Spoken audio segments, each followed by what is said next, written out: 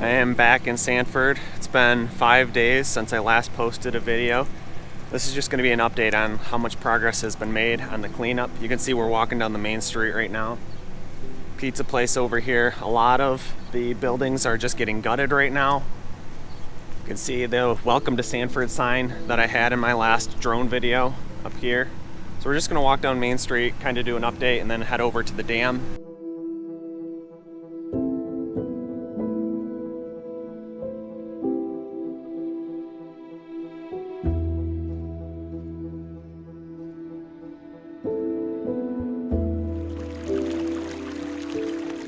A lot of people wanted to know why there were so many Pontiac Fieros.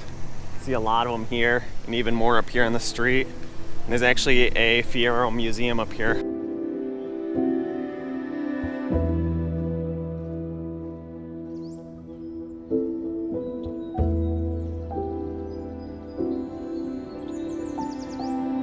Here is the sign for that Pontiac Fiero museum that used to be over here on this side of the road.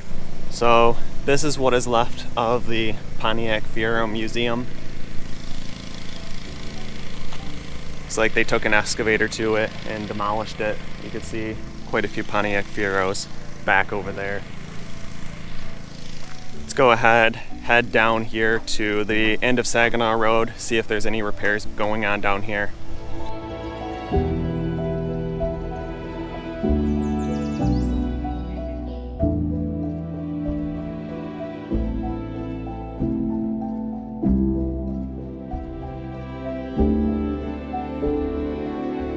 So here is Saginaw Road. Not any repairs being done on this yet, and you can still see there's quite a few trees over it. So most of the work is just happening down here in the main village of Sanford.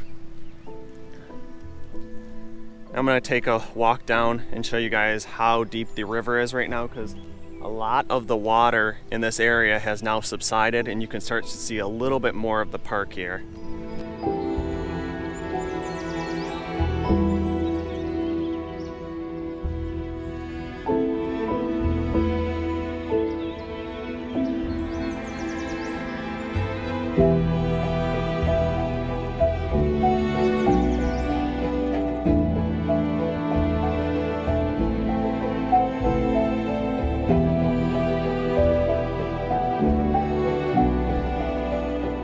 Please like this video and subscribe.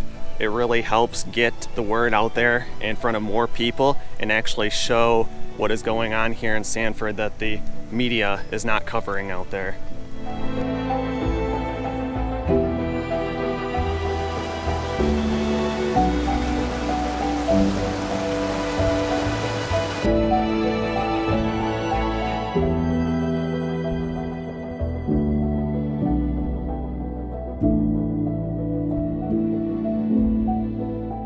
Here's the pontoon that I showed in the last video. Still sitting here underneath the boat lift. Looks like they brought in quite a bit of dirt here into the park, but you can see the slides, all this park area, some swings over here that is still covered and just toppled. Baseball fields are back over in this area.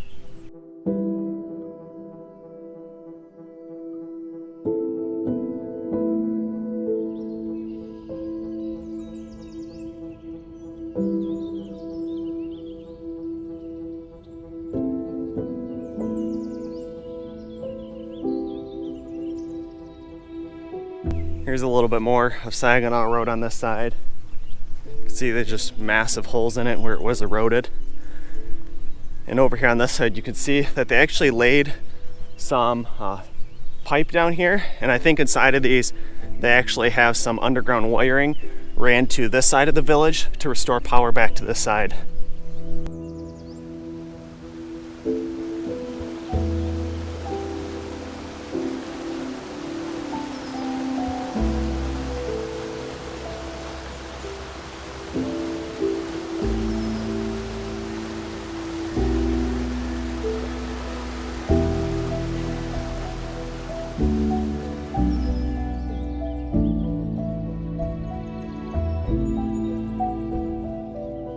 This is the bridge that goes over the Tittabawassee after what's left of Sanford Lake, and you can see the water levels have really dropped quite a bit. It looks like they did clear a lot of the brush off of that walking trail over there. And now let's head over to the other side of this bridge, see how things are looking on this side. A lot of the pallets still here, along with the brush pile. The water level has went down a lot, and now you can start to see the baseball fields over here as well.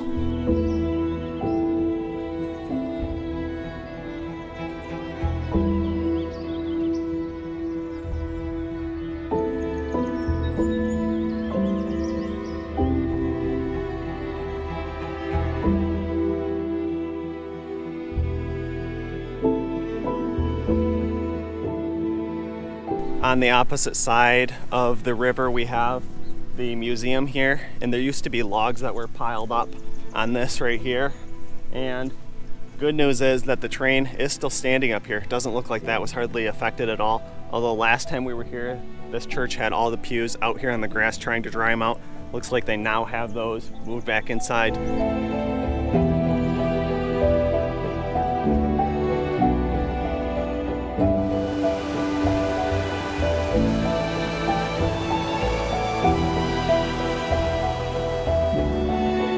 You can see all the dumpsters over here that are getting filled up with all that stuff that's being cleared out of these buildings. Over here, some more Pontiac Fieros. A couple upside down back there.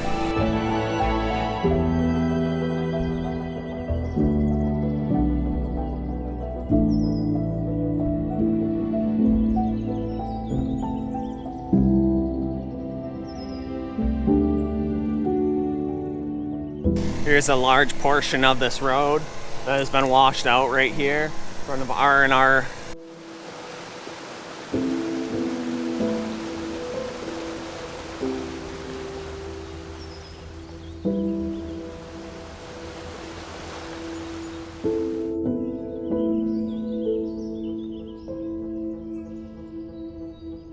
I'm going to try answering a few questions that people asked in the comments. And yes, I do read every single comment that is left on these videos, but I think one of the most important ones to answer is people want to know if anyone died during this. And the answer is no, that no one died from the flooding of Sanford or Wixom Lake.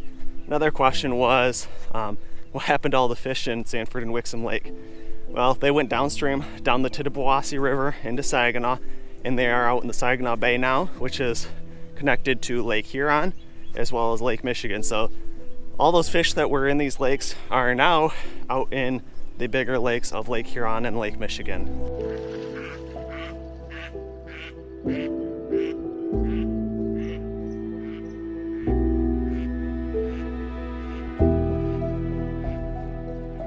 People also wanted some before and after shots of the dam, and we were here the day before it collapsed, and I did get some video on my phone, so I'll include those and show you kind of what the dam looked like before it collapsed. Here's one area that I had recorded with my phone that I can show you kind of a before and after the collapse happened.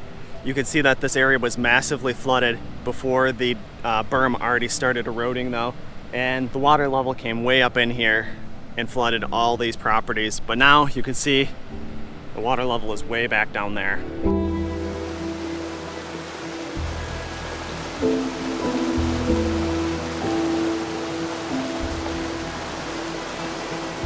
Here's another area that I had a before and after shot. There used to be a pontoon that was shoved up against these floodgates here.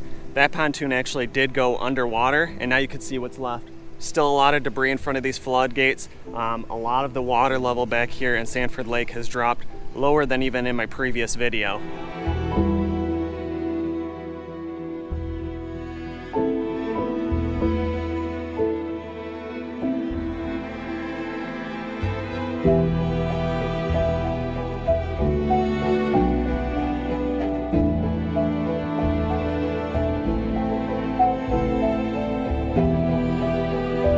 You can see behind me that house that was shifted off the foundation is still there along that tree. And now we're heading down this road here towards the park. Looks like they did get a few of these pontoons out of the water. I'm gonna go up here and get a little bit closer look, and they did dump some loads of dirt down here. This is that building that I showed that all there is left is a foundation. And you can see Here's one of the pontoons as well as another one of the pontoons. It looks like they actually have these rolled over now and are upright. And the rest of the park behind me, you can see they brought in some loads of dirt over here as well as some gravel. So the repair to this village is underway now.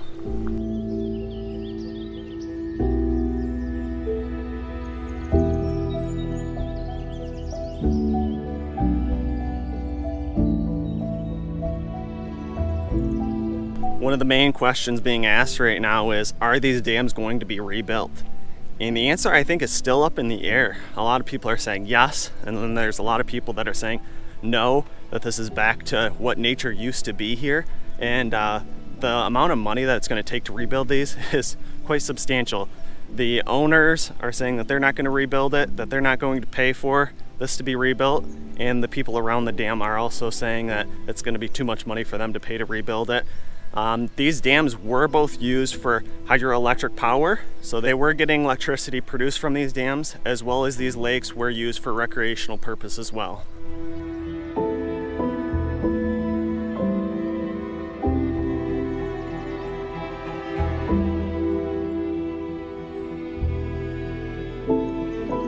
At this point, you can see the dam behind me over here, as well as the rapids of what's left of the Tidwassie River over here, this direction. You can see the water level is a lot lower, and now that water is flowing over what's left of the berms that used to be Sanford Dam.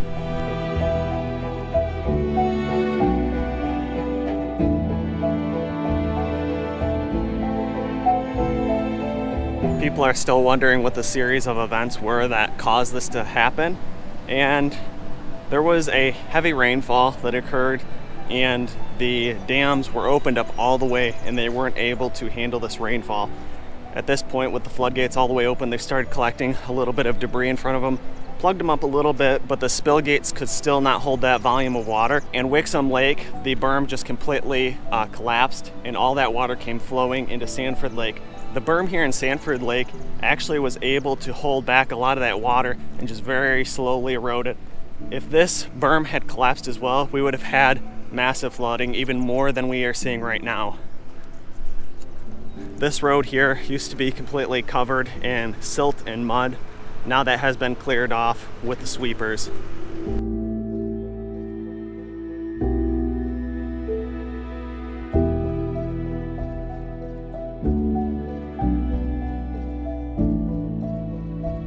You can see this pontoon is also still over here, shoved up underneath that boat lift along these floodgates.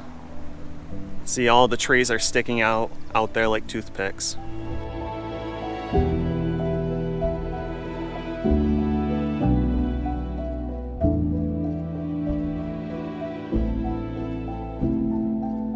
We have US 10 back here in the background.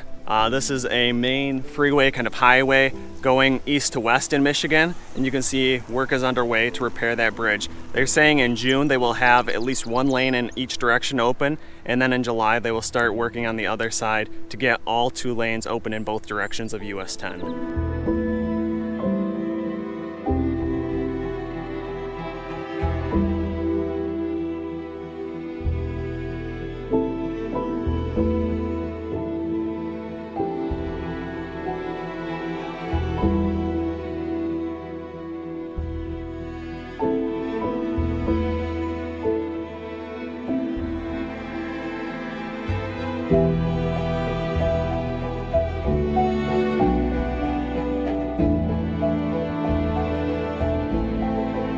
People were also wondering when the dam was built, and from what I can tell, the Sanford Dam was built in 1924, and this is from the Sanford Association's webpage.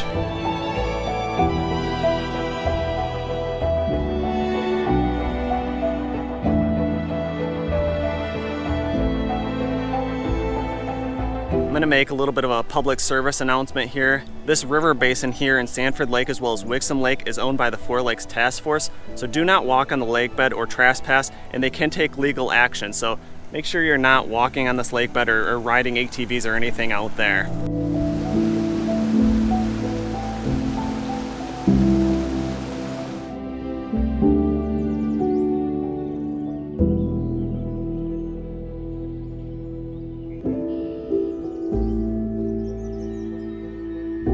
trying to capture this video, but even watching this online can't even compare to being here in person and actually witnessing the devastation and destruction caused from this flood waters. I'm just trying to capture this in its rawest, purest form and put it out there for everyone else to see. If people want to see another one of these update videos, make sure you let me know in the comments down below. Also, make sure you like this video and subscribe. It really truly does help get this video out there in front of more people. Until then, I'll see you next time.